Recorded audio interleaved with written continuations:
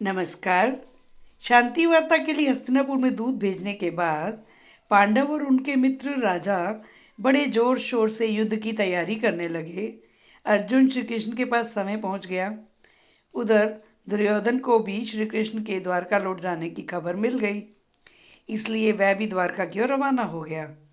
संयोग की बात है कि जिस दिन अर्जुन द्वारका पहुंचा, उसी दिन दुर्योधन भी वहां पहुंच गया। श्री कृष्ण के भवन में दोनों ने एक साथ ही प्रवेश किया। श्री कृष्ण उस समय आराम कर रहे थे।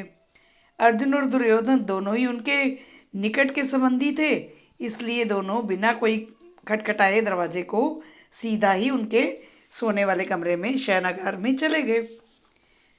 दुर्योधन आगे था और अर्जुन उसके पीछे। कमरे में प्रवेश करके दुर्योधन श्री कृष्ण के सिर की तरफ एक ऊंचे आसन पर बैठ गया और अर्जुन उनके पैरों की तरफ हाथ जोड़कर खड़ा हो गया।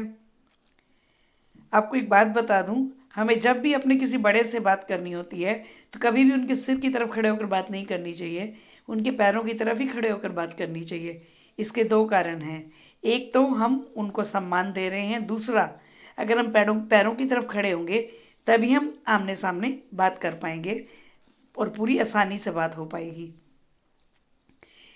तो जब अर्जुन पैरों की तरफ खड़ा था तो थोड़ी देर में जब श्री कृष्ण की नींद खुली तो उन्होंने अर्जुन को अपने सामने खड़े देखा।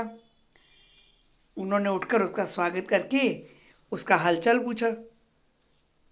तत्पश्चात घूमकर आसन पर बैठे दुर्योधन को देखा तो उसका भी स्वागत किया और उससे उसकी कुशलता के बारे में पूछा और उन दोनों से आने का कारण पूछा।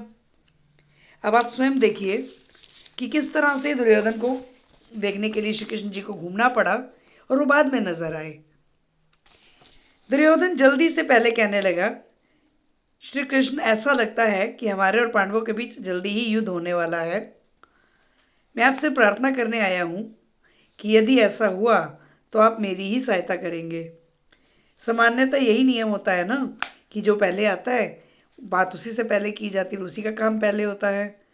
आप तो विद्वानों में सर्वश्रेष्ठ हैं और सबको मार्गदर्शन भी कर देते हैं, इसलिए बड़ों की चलाई हुई इस प्रथा पर चलते हुए आप पहले मेरी सहायता करेंगे। यह सुनकर श्री कृष्ण बोले, राजन, आप पहले अवश्य पहुँचे हैं, परंतु मैंने तो अर्जुन को ही पहले देखा था।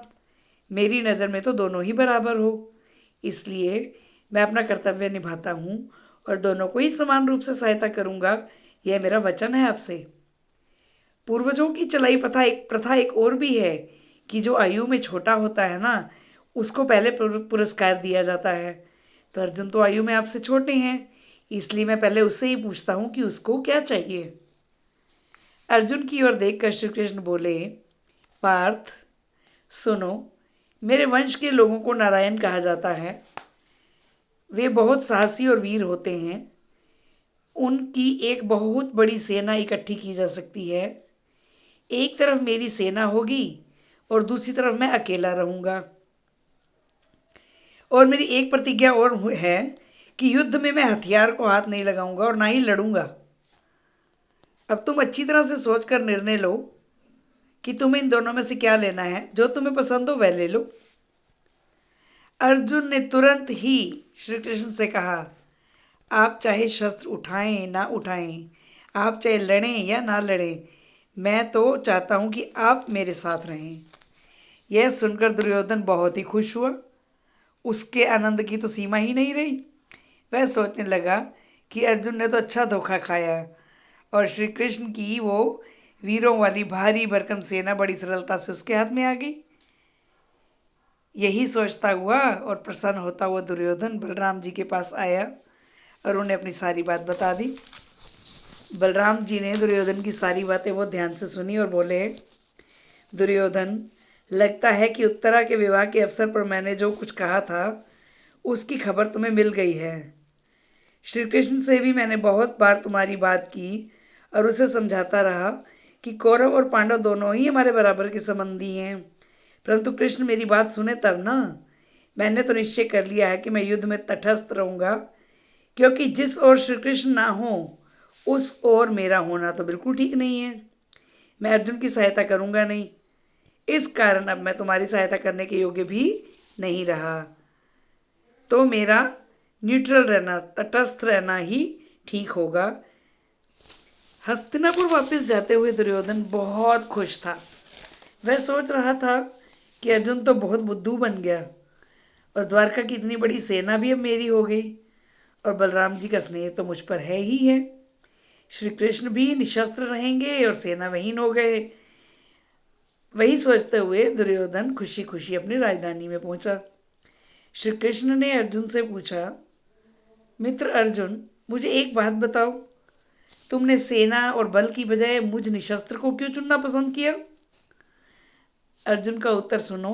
बहुत ही अच्छा उत्तर दिया उसने। वो बोला, बात यह है श्री कृष्ण कि आप में वह शक्ति है जिससे आप अकेले ही इन सब राजाओं से लड़कर इन्हें हरा सकते हैं।